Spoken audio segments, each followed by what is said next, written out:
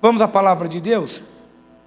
Capítulo 16, verso 17 de Juízes. Importunando-o o tempo todo, ela o cansava dia após dia, ficando ele a ponto de morrer.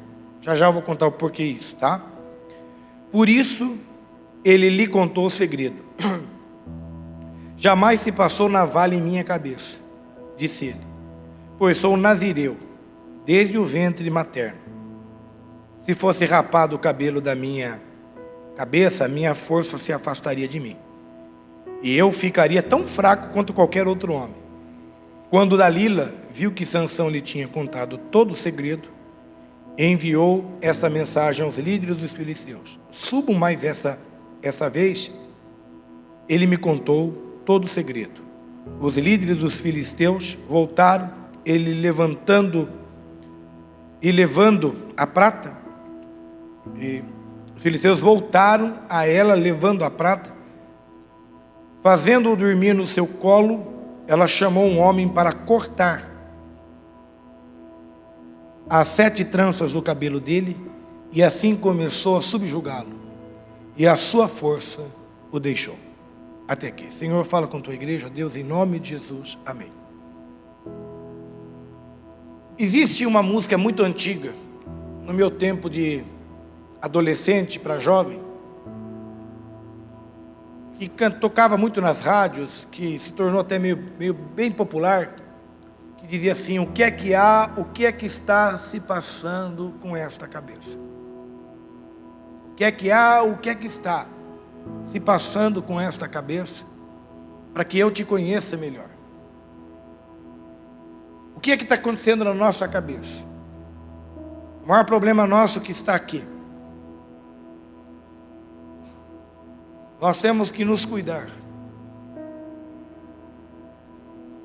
O problema que nós estamos enfrentando hoje não é apenas o Brasil.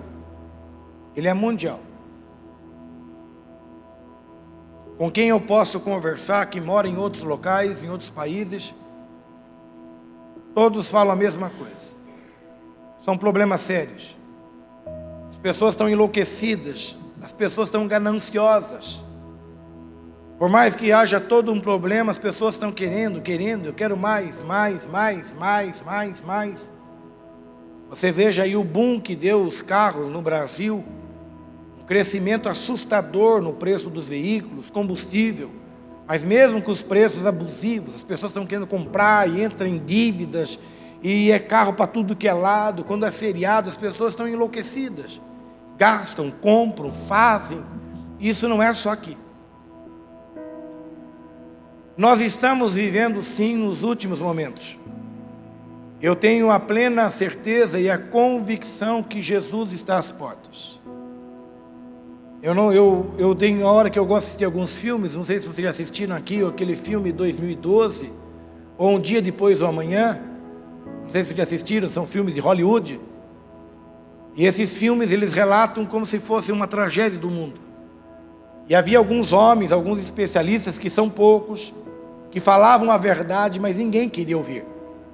Por que ninguém quer ouvir? Porque existe muito dinheiro por detrás de todas as coisas. E o Deus desse mundo é o dinheiro, é mamão. Então o dinheiro, ele corrompe, o dinheiro, ele faz com que você tome atitudes loucas.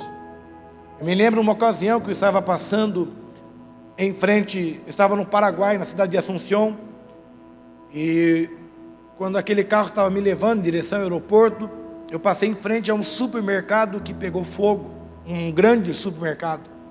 Hoje, se você for lá, que se alguém já foi em Assunção, quase no centro de Assunção, existem muitas ali, os devotos que levam, porque foram muitas pessoas que morreram. Não foram poucas, foram muitas.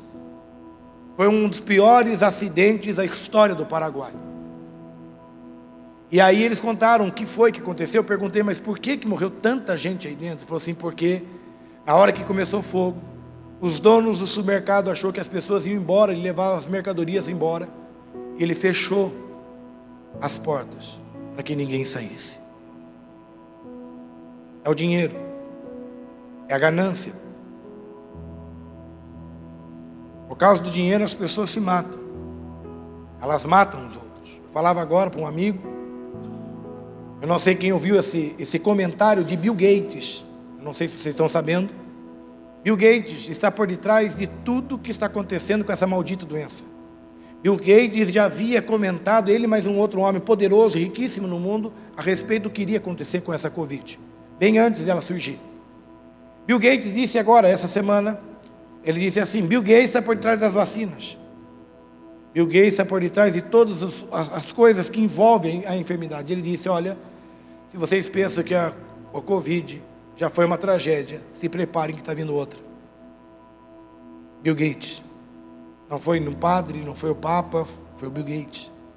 Tanto é que surgiu aí um avalanche de pessoas querendo discutir, mas todas as pessoas que querem discutir para um outro lado, ele é visto como louco. Por enquanto eu estou podendo pregar, logo eu vou ser proibido de pregar, como já começou. Quem aqui não se lembra, o dia que entraram aqui, proibiram um culto nosso. As pessoas estão enlouquecidas. As pessoas hoje, você não tem direito de ir e vir. Você não tem direito hoje de você falar assim: eu vou para tal lugar, eu vou para a África, eu vou para os Estados Unidos, você não tem direito. Existem hoje inúmeras barreiras sanitárias para que você possa adentrar a um determinado país. O que Satanás está tentando fazer é enlouquecer o povo, é tirar o foco de Deus. Satanás quer enfraquecer a cada um de nós. Satanás quer nos envergonhar. Satanás não quer mais pastores, obreiros, missionários, pessoas pregando o Evangelho. Eu sempre ouvi muitas pessoas comentando assim: ser pastor é uma pessoa que fica rico. Ora, então se isso fosse tão real e tão forte como muitos dizem, ora, se torne um pastor, uma pastora, ou alguma coisa semelhante a isso. Não, pelo contrário, é uma vida entregue ao altar. Pastor Benny Hinn chega a dizer assim: se eu soubesse o que era o ministério, eu estaria repensando. Não é fácil. Você cuida de vida o tempo todo. Você cuida de coisas, e a maioria dos assuntos que chegam para nós, 80%, 90% são problemas. E não são problemas comuns, são problemas terríveis. Você tem que ter todo um psicológico para que quando você chegue ao altar, realmente você pregue a verdade, e a verdade que liberta. E para que isso ocorra, você tem que ter vida com Deus, e vida no altar. E vida no altar requer tempo. Vida no altar requer o quê? Obediência espiritual. Hoje eu vi um pastor também comentar que um dos maiores pregadores, ele tinha um hábito de oração de 3 horas por dia. Para você fazer uma boa homilia, uma boa palavra, tem pastores que levam em torno de 2 a 3 horas em cima, debruçados sobre a palavra. Para que quando essa mensagem venha ao encontro do necessitado.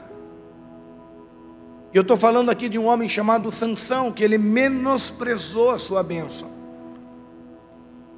Ele era um homem separado. O que ele diz aqui no versos 17, ele diz isso: por isso ele lhe contou o segredo. Jamais passou navalha em minha cabeça. Mas por que nunca passou navalha na cabeça de Sansão? Ele era cabeludo. Por quê? Porque era um voto de Deus com a mãe dele, era um voto de Deus para com ele. Ele diz aqui: eu sou nazireu. Nazireu é um homem separado.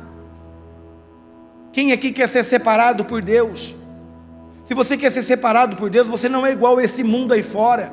Você não se envolve nas mesmas conversas, você não se envolve nos mesmos gingados que o mundo tem, você não envolve nas conversas que tem de repente de negócio, você não quer. A tua conversa é outra, a tua vida é outra. E era isso que Sansão era. Ele era um nazireu, um separado. Ele diz para ela: nunca passou uma navalha na minha cabeça. Era a razão da força dele, era a razão dele ser uma pessoa separada por Deus. Como eu falo hoje aos jovens que aqui estão, com muito amor, estou te dizendo: você não precisa tomar uma bebida alcoólica, você não precisa dar uma bitada numa droga, você não precisa, sabe por quê? Você era separado por Deus no ventre da sua mãe, você não precisa disso. Mas ele foi e falou para Dalila, falou: Dalila, Olha, de tanto ela ficar ali na cabeça dele, ficar, ele vai abrir o coração. Meu irmão, há um ditado que diz: água mole em pedra dura, tanto bate até que fura. Há um ditado que diz: me conta com quem tu andas, direi quem você é. Ah, pastor, eu tenho amizade com fulano, mas não me influencia. Ah, eu tenho amizade com não sei quem, não me influencia. Ah, eu vou em tal festinha, mas eu não preciso me envolver. Você que pensa. Assim Sansão agia. Primeira vez que Dalila foi para cima dele, ele soube sair e Deus deu força para ele. Segunda vez que Dalila foi para cima dele, ele teve lábia, soube sair, Deus deu força para ele. Terceira vez Dalila foi para cima dele, Deus deu força para ele e ele saiu dela. Mas na quarta vez a Bíblia fala que ela vai para cima dizendo assim, ó: importunando o tempo todo, está no verso 16, importunando o tempo todo. Diga assim comigo: importunando. De novo, importunando o tempo todo. Diga assim para o teu amigo: Satanás te importuna o tempo todo. É o tempo todo, irmãos. Ele não descansa. Ele fica em cima, ele fica em cima. Ele vai. Ele está importunando o tempo todo. A Bíblia fala que ficando ele a ponto de morrer. A Bíblia fala que ela o cansava dia após dia. Diga assim comigo: ela o cansava dia após dia. Muitas vezes você está assim, cansada, fala: meu Deus, o que é isso? Eu não aguento mais. Era isso, o tempo todo, até uma hora que ele não aguentou, e ele falou a verdade para ela. Ele disse assim: olha, eu sou nazireu, nunca passou navalha no meu cabelo. Ele fez um erro tremendo, e quando ele conta tudo isso para ela, eu falei no domingo, ela então teve paciência. Ela não age como nas 3 primeiras vezes. Satanás muitas vezes não age comigo como sempre ele age. Não brinque com Satanás. Ela podia tomar uma atitude, mas ela não toma, ela chama outro. E ela pega com toda a estratégia e coloca a cabeça dele. Aonde? Na perna dela. Na perna dela. Vocês sabiam que não foi ela que cortou o cabelo dele. Foi um homem. Se você pegar na Bíblia, as 3 primeiras tentativas foi ela que tenta resolver por ela. Na quarta somente que ela chama outra pessoa e corta o cabelo dele.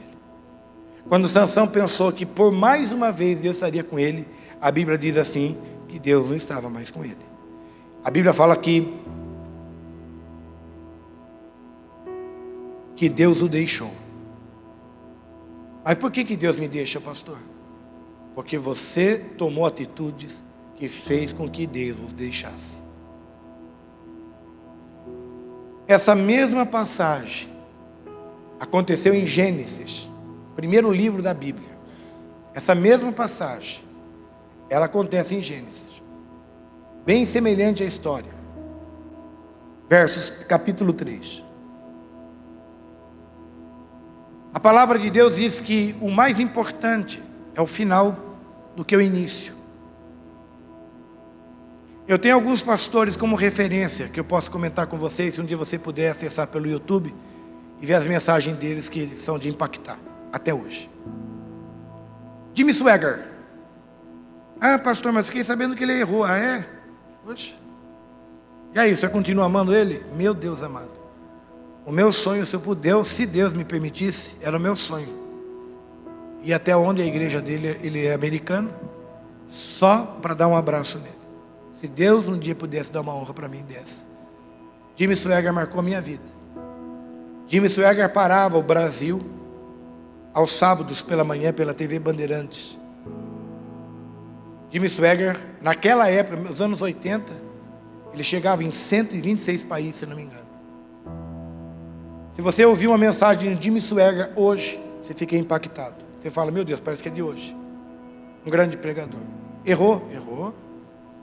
Colheu os frutos do erro, puxa, doloridos e muito. Mas Deus levantou ele de novo, como levantou Sansão.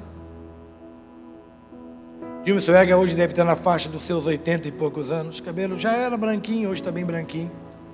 Mas dá-se entender, está funilando para terminar com uma grande história a sua vida. Muito maior o término da história, creio eu, até com um pouco mais evidência do que Jimmy Swaggart, ou semelhante, foi Billy Graham. Billy Graham foi o pastor dos presidentes norte-americanos. Billy Graham foi o presidente que soube trabalhar, foi o pastor que ele tinha tanto acesso aos dois partidos que regem o país. Só para vocês terem uma ideia o que é Billy Graham. Ele seria pastor tanto do Bolsonaro, tanto do Lula. O que vocês acham? Será que ele era pouco pastor? Tanto o Bolsonaro, tanto o Lula ouviria o Billy Graham. O que vocês acham? Esse era Billy Graham. Ele tinha acesso nos dois partidos norte-americanos. Tanto é que na sua morte parou os Estados Unidos. Morreu quando ele ia completar 100 anos de idade. Um homem fora do comum. Pastor Po Yong-Shu, pastor coreano, considerado pastor da maior igreja na época. Hoje a igreja já mudou, mas ele era um pastor de fé. Pastor pastor Po Yong-Shu, ele levou o Pacaembu à loucura, ao modo de dizer, no bom sentido, quando ele conta o testemunho, quando ele pede para Deus trazer o filho dele de volta, que estava morto. Ele estava do lado com o filho dele morto, literalmente morto. E ele clama a Deus para que o filho dele volte. E o filho dele testemunha o que Deus falou, o que o Senhor falou com ele. Para que você chegue, para que que você possa chegar a esse ponto, não é, Deus escolheu esse daqui. Não, Deus escolhe. Mas é o seu empenho. É a sua dedicação. É a tua vontade de querer conhecer mais. Eu não sou jogador de futebol, admiro o futebol. Existem alguns jogadores que teve algumas habilidades. Rogério Ceni era um goleiro. E foi considerado um dos maiores, os arqueiros, né? O goleiro se diz arqueiro, que sabia cobrar bem uma falta. Fazia gol. Mas ele ficava horas treinando. Quando todo mundo ia embora, muitas vezes permanecia. Se você perguntar para qualquer esportista, ele vai dizer, é real. Muitos se tornaram habilidosos em algumas áreas. Treinamento, dedicação. Quando o profeta Eliseu, ele disse que Deus ia recolher ele, que Deus tinha uma promessa de recolhê-lo, ele disse para ele, Elias, ele chega para o seu auxiliar Eliseu e pergunta, o que você quer, Eliseu? Eu estou indo embora. Eliseu vai longe demais e diz, sabe o que eu quero, Elias? Eu queria a porção dobrada do teu espírito. Ele não estava sendo mentido, e nem presunçoso, e nem orgulhoso ou soberbo, longe disso. Ele amava tanto Eliseu, ele andava com Eliseu, que ele falou, não, o que você tem, se Deus está te levando, depois que ele te levou, me dá o dobro. Elias leva um susto e fala, nossa, você pediu uma coisa forte. Vamos fazer o seguinte, se você estiver perto de mim, quando esse dia chegar, o que você pediu ocorrerá. Mas Elias, sabe o que ele começou a fazer com Eliseu? Despistar ele. Mas ele não conseguia despistar Eliseu. Porque aonde Elias estava, Eliseu estava atrás. E Eliseu recebeu a bênção que ele precisava. Não menospreze o que Deus tem para você. Não menospreze o que o Senhor te deu. Não faça como Sansão. E foi o que aconteceu aqui, a mesma história. Aconteceu com a Eva. Ora, a serpente era mais astuto de todos os animais selvagens que o Senhor tinha feito. Foi por causa da serpente ser astuta que o diabo veio sobre ela. E ela perguntou à mulher, foi isso mesmo que Deus disse? Não como de nenhum fruto das árvores do jardim? Respondeu a mulher à serpente, podemos comer do fruto das árvores do jardim. Das árvores, no plural, hein? Deus não tinha dado uma arvorinha só, duas árvores. Deus tinha dado todo um jardim para eles. Aí só que Deus falou assim, olha, ela mesma responde à serpente, podemos comer do fruto das árvores do jardim. Mas Deus disse, não comam do fruto da árvore que está no meio do jardim. Nem toquem nele, do contrário vocês morrerão. Deus foi bem claro. Quantas vezes nós queremos desobedecer uma sinalização? Quantas vezes nós queremos avançar? Quantas vezes nós queremos desobedecer alguns posicionamentos? Nós queremos ir além daquilo que nós podemos. Foi isso que aconteceu. A serpente trouxe ela para uma conversa e ela até então está saindo muito bem. Como Sansão, ele só caiu na quarta a tentativa de Dalila. Não foi na primeira que ele caiu, não foi na segunda e nem na terceira, foi na quarta. A Dalila, agora a Eva responde perfeitamente à serpente, induzida pelo diabo. Ela diz assim: olha, nós podemos comer de todo o jardim. Todas essas árvores que você está vendo aqui, de tudo que é lado, é nosso. A única coisa que Deus pediu é que a árvore que está no meio, nós não devemos chegar perto dela, não podemos comer do fruto dela, porque no momento em que comemos desse fruto, nós vamos morrer. Ela deu a cartilha correta e exata. Até aí tudo bem. Mas o problema é que Satanás não desiste. Satanás, muitas vezes, ele vem com conversa para mim, para você, que nos coloca em xeque. E aí é o que ela disse. Disse a serpente à mulher: certamente não morrerão. Deus sabe que no dia em que dele comerem, seus olhos se abrirão, e vocês, como Deus, serão conhecedores do bem e do mal. Observe vocês que Satanás também não mente para ela. O que Satanás falou para ela era verdade. Vocês não vão morrer. Pelo contrário, abrirão seus olhos. Na realidade ele conta, não digo metade de certo. Ele vem com astúcia, que parece que te engana. Você fica confuso. Por isso que eu estou dizendo para vocês, cuidado. Existem alguns assuntos que se eu posso te ensinar, eu não entro em contradição. Um exemplo, se alguém perguntar para mim sobre o dízimo, eu não tenho conversa. Eu sou dizimista. Por que o senhor é dizimista? Porque ele é fiel na minha vida. Mas o senhor é fiel porque o senhor é pastor? Não. Eu sou dizimista desde o tempo em que eu ajudava o meu tio na empresa de churrasco que ele tinha. Eu era menino, meus 13, 14 anos aproximadamente, que eu pegava a garrafa, que eu ganhava um trocado dele por festa. Ali eu comecei. Depois, os meus primeiros salários, não foi salários altos, foi mínimo, salário mínimo. Eu não tenho vergonha em dizer para vocês, nem pelo contrário, não é nem um pouco vergonhoso, pelo contrário, é questão de honra para mim, de orgulho, de quantas vezes eu tenho que escolher dia de comer, ônibus que eu poderia pegar. Eu era magro, irmãos, eu era uma vareta de tanto andar, porque eu não tinha dinheiro para andar de ônibus. Então eu tinha que escolher o percurso do ônibus que eu ia pegar, porque eu não tinha dinheiro para o ônibus. Então, exemplo, eu estudava, eu fazia o Instituto Teológico, eu tinha que ir a pé, porque eu não tinha dinheiro por ônibus. Eu ia trabalhar na igreja da Vila Progresso, que é aqui embaixo, na avenida Arthur Bernardes 393, se não me engano, eu ia a pé, porque eu não tinha dinheiro para ônibus. Eu tinha, um exemplo, eu ia comer de repente alguma coisa, eu tinha o dia certo para comer, porque eu não tinha dinheiro. Mas o que é de Deus, não se discute. Até hoje. Eu não ouço ninguém, eu não ouço pastor A, B, C, D, ou F. Não, para mim, acabou. Cada um é cada um.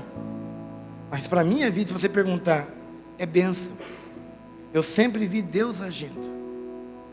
E sou feliz com aquilo que o Senhor me concede. Então, Satanás vem com mentiras. É aquele colega que fala para você: por que você dá dízimo na igreja? Você não bebe? Conheço pastor que bebe. Tem uns que bebe, uma cervejinha. Foi isso que Satanás fez. Foi isso que a Dalila fez, usada pelo inimigo, para tirar a bênção do nazireu Sansão. E assim foi com a Eva. E a Eva, diz a Bíblia, disse a serpente à mulher: certamente não morrerão. Sim, eles morreram. Deus sabe que no dia em que dele comerem, seus olhos se abrirão, e vocês, como Deus, serão conhecedores do bem e do mal. Quando a mulher viu que a árvore parecia agradável ao paladar. Diga assim comigo: quando a mulher viu que a árvore parecia agradável ao paladar. Diga assim comigo: parecia, mas não é. Tem muitas coisas que você pensa que vai ser bênção para você, não vai. Tem muitas coisas que você pensa que o caminho que está seguindo vai ser legal e não vai ser.